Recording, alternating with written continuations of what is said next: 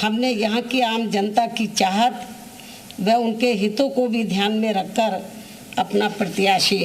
बनाया है। वैसे यूपी विधानसभा आम चुनाव के बाद ये पहला मौका है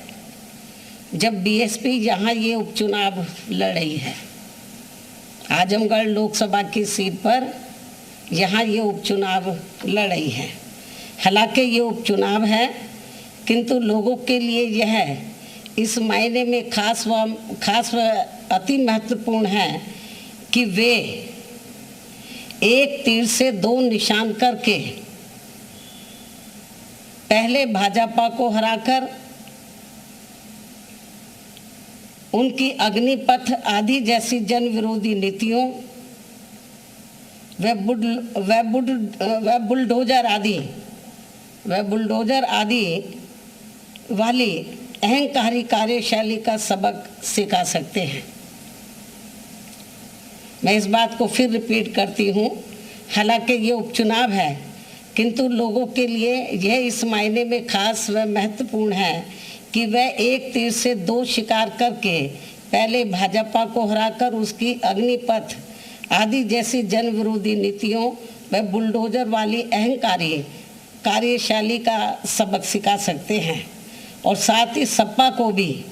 बीजेपी से उसकी अंदरूनी मिली भगत आदि की भी सजा दे सकते हैं, जिससे ये पुनः स्थापित हो जाएगा कि खासकर यूपी में भाजपा को चुनाव में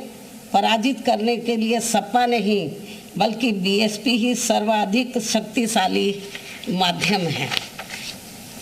हालांकि ये भी जग जाहिर है कि भाजपा व सपा एक ही थैली के चट्टे बट्टे हैं तथा ये दोनों हमेशा एक दूसरे के पूरक ही रहे हैं। साथ ही इन दोनों पार्टियों की नीति व कार्यशैली एक दूसरे को अंदर अंदर राजनीतिक तौर पर मदद व मजबूत बनाने की ही रही है, जिसके एक नहीं बल्कि अनेकों उदाहरण लोगों के सामने मौजूद हैं, जिसका खामियाजा औरों से कहीं अधिक यहाँ अक़लियतों व समाज के अन्य उपेक्षित वर्गों के लोगों को ही उठाना पड़ता है। इतना ही नहीं बल्कि पिछले विधानसभा आम चुनाव में भी इन दोनों पार्टियों के भारी षड्यंत्र एवं आपसी मिली भगत के तहत ही, यानी कि इससे पहले जो असेंबली का चुनाव हुआ, ये बाई इलेक्शन से पहले,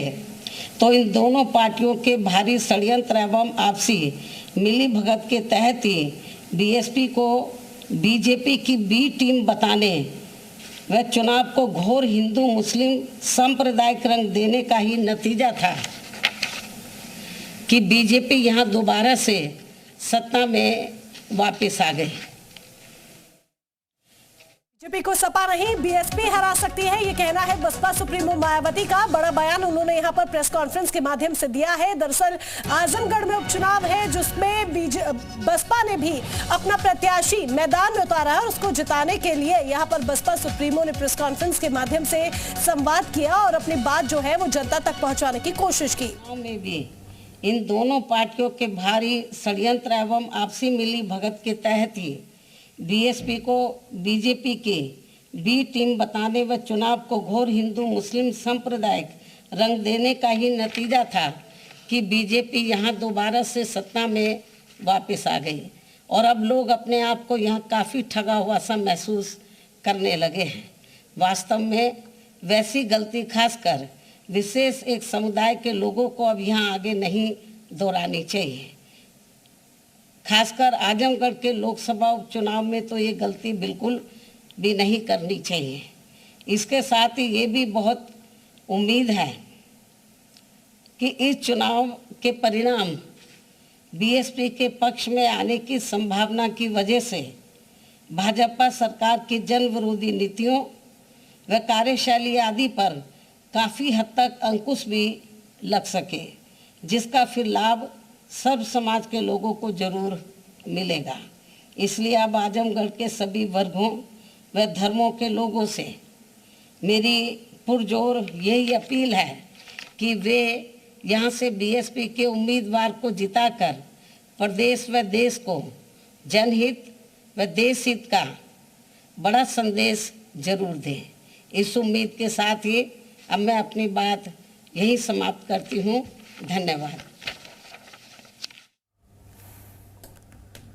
तो बसपा सुप्रीमो को आप यहाँ पर सुन रहे थे। मायावती ने बड़ा बयान यहाँ पर दिया है, अपने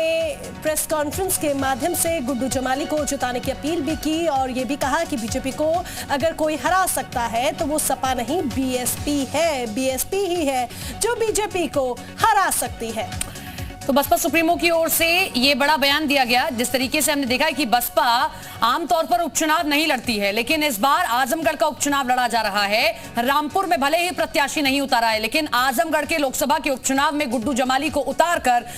बसपा की ओर से इस चुनावी लड़ाई को और दिलचस्प बना दिया गया है। इससे पहले विधानसभा के चुनाव में गुड्डू जमाली AIMIM के टिकट पर लड़ रहे थे, लेकिन इस बार गुड्डू जमाली बसपा से चुनाव लड़ रहे हैं और मैदान में जहां समाजवादी पार्टी की ओर से धर्मेंद्र यादव जो कि भाई हैं, चचेरे भाई हैं अखिलेश यादव के, वहीं बीजेपी की ओर से दिनेश लाल यादव निरहुआ हैं, भोजपुरी कलाकार भी हैं, पिछली बार भी लोकसभा के उम्मीदवार थे। वहीं गुड्डू जमाली बसपा के उम्मीदवार हैं, यानी कि त्रिकोणीय मुकाबला आपको दिखाई देगा उस जगह पर जहां पर MY फैक्टर तो है ही, लेकिन दलित वोटर्स भी